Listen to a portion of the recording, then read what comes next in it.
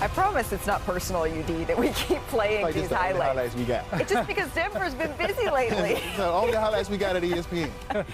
Let's talk about Denver currently. How's that? They've made some moves. They brought back Bruce Brown. They added Jonas Valančiūnas. They added Tim Hardaway Jr. And then also in a huge trade yesterday, brought in Cam Johnson in exchange for Michael Porter Jr. All of these moves have allowed Denver to get out of any apron situations and have allowed us to use that dun-dun-dun type of music. So where do you think, UD, that the Nuggets stack up in the West now? Just a little bit behind Houston, Wendy. Just a tad bit behind Houston. Just a little hair. I mean, we bring in a guy like Valančiūnas. Man, let's be real. The Joker averaged 40 minutes per game in the playoffs. There's no way he can sustain that. You're bringing a guy who played 18 minutes a game last year and averaged 10 points and 8 rebounds in 18 minutes. Yeah. You don't need him to play 30 minutes. You just need him to give Joker a little break. You also go get a guy, Tim Hardaway Jr., who is ignitable. Guy shot 40% from 3 last year. He's the guy who you see one go through. He's liable to hit 5, 6, or 7. That just opened things up. Fan favorite Bruce Brown, who's a guy who's killed us in the finals, averaged 11 points a game. I hated him then, but I love him now in that position going back there. I like what Denver is doing. This is a team that was 1 game away from the Western Conference Finals last year. And, well, excuse me, 1 game away from beating the champions last year. So I say they're a little bit behind Houston, Wendy. I don't know why you say they're not that close. I agree. Comparable. I thought you meant for their offseason. But let me just say that Ben Tenzer and John Wallace, their new front office, they've done a remarkable job in their first few days running the show here. Number one, they have gotten Coach David Adelman options. This is something that Michael Malone just didn't believe he had last year. They have options. He can go different ways. I'm not saying Jonas Valančiūnas is going to play 82 games. There might be times when he doesn't play. There might be times when we see, Hardaway come in and out of the rotation. But now he's got options. The second thing is, with Cam Johnson, they've got a guy who can really help them defensively. I think he's going to be an upgrade defensively on Michael Porter. And he saved his owner tons of money. This maneuver helps save the Nuggets money, and that will not only make a difference this year, but into next year as they try to keep this window for Jokić open. This, to me, is like a home renovation. Like you put a fresh coat of paint on something, redo the kitchen. That's what this feels like to me. What did they lack? They lacked depth. Yep. And they lacked a serviceable big when Jokić is off the floor. They answered both of those, and they upgraded a starting position from a championship team. To me, you're right. Houston, to me, they clearly won the race of the offseason. Denver's certainly trying to run them down in the home stretch, and I think more than the offseason, let's just talk about prospects for next year. Denver is a contender. Denver is that team that potentially could give the Thunder all they can handle again and maybe even come out of the West.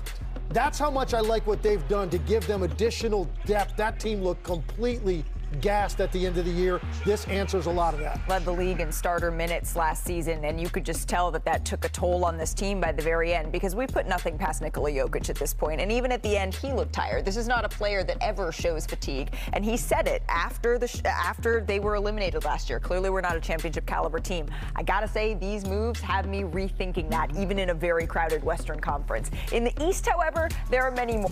I'll talk it back with you on SportsCenter to the NBA and free agency day 2. Nuggets have gotten a lot done. They traded Michael Porter for Cam Johnson, then sent Dario Saric to the Kings for center Jonas Valančiūnas, and then they added guard Tim Hardaway Jr. on a 1-year free agent deal. And finally, they brought back Bruce Brown. Denver's bench getting deep. If you add Valančiūnas, it's the latest move in what's been a really busy, at least start to the offseason for the Nugs. Denver also traded, as I mentioned, Michael Porter Jr. to Brooklyn in exchange for forward Cam Johnson, who, by the way, averaged career highs in points and assists last season. The champ is here, our 3-time NBA champ, Udonis Haslem, joining the show. UD, what do you think about all these moves that the Nuggets have done so far in free agency? I mean, I love it. I mean, this is a team who we've criticized in the last couple of years for just being a little bit stale, kind of running it back. Obviously, this is a team where we understood they were going through some changes with their coaches. So first and foremost, I love Adelman as a coach. I love his leadership. I love the fact that you bring in a guy like Valančiūnas because, listen, the Joker averaged 40 minutes per game in the playoffs last year. He led you in rebound. He led you in scoring. He led you in assists. He led you in every single thing. This man needs a break. So like the Hot Boys say, somebody help him out. So I love the fact that Joker has some help. Cam Johnson, I think, is an upgrade, and this is no knock on what they lost, but I love him as a basketball player. He can score the ball. He can defend on the other end, so I love that, and he can make plays. Bruce Brown is a guy who averaged 11 points a game in the finals against us. I hated him then, but I love him now going to Denver right now, and he's also a Miami Hurricane guy, so I am happy for Bruce Brown. There you go. You give him a little Miami love. You know, you love the move. You know who loves the move? The sports books love the move. If you look at ESPN Bet right now and check out the latest Western Conference odds, so this time yesterday, Denver was 10-1 to take the West, and now they're 5-1. That's the second shortest odds to take the conference, behind only the reigning champion OKC Thunder. How impressive, by the way, is what the Rockets doing so far. Houston with 8-1 odds to win next season's title, second best behind only OKC. What do you think about their moves? Extremely impressive, man. I love Ime Udoka as a coach, as a leader. He's a fiery guy. He doesn't back down. And now he's brought in a superstar scorer, a guy who we saw them in the finals, or excuse me, in the playoffs last year, they struggled to score. This is a guy who's 27 points per game, 50 from the field, 40 from the three, 90 from the free throw line. So this is a guy who gets it done. You bring in Finney Smith. He's a guy who guards on defense, shoots 41% from three, so you got a 3-and-D guy. You keep your young core in Jabari Smith, who's the future of this franchise. You opt out Fred VanVleet, but you bring him back on a longer deal, so you got your leadership. And then you got your young all-star in Sengun. So you really lost nothing in this KD trade. You brought back your core. So I'm looking at this team who was hovering around second in the West last year to make that improvement. And you also brought back Steven Adams, who was huge for you in the playoffs last year, and Clint Capella. You got 3 bigs now to go against Joker. Yeah, listen, I've had to spend a lot of time around Chiney Ogwumike the last few days, as you know, noted Houston native. And there's just been lots of screams of, we up, we back, it's it's lit, it's us. So I think they're feeling very good. She ain't lying. She ain't lying. Breaking news story today, Shams Charania reporting that the Bucks are signing former Pacers center Miles Turner to a 4-year, $107 million deal. And to make the money work, they're waiving Damian Lillard. Remember, the 34-year-old tore his Achilles in the playoffs. Milwaukee will spread out his $113 million over the next 5 years. Our senior NBA writer, Brian Windhorst, joins us right now to weigh in. The Bucks are waiving, as I mentioned, a superstar in Lillard and trading for a rim protector in Turner. So, Wendy, what does this say about the direction of the Bucks and what they're taking this offseason? Well, you just said that statement. They will pay off his $113 million over the next 5 years, but that you have to stop right there. We've never seen anything like that in the history of the sport. So, just to be clear, the Bucks, to make the salary cap space to acquire Miles Turner, are going to pay Damian Lillard $23 million in dead money on their salary cap for the next 5 years. So that means that over these next 4 years, where they're going to pay Miles Turner $27 million, they're essentially going to be paying $50 million for that slot. So that is an aggressive level that we really have never seen before in an attempt to team build. And they're doing that because they're trying like crazy to keep Giannis Antetokounmpo committed to staying in Milwaukee. And they've done this before, Amina. Before they faced some pinch points with Giannis when he was due contract extensions, they traded for Drew Holiday.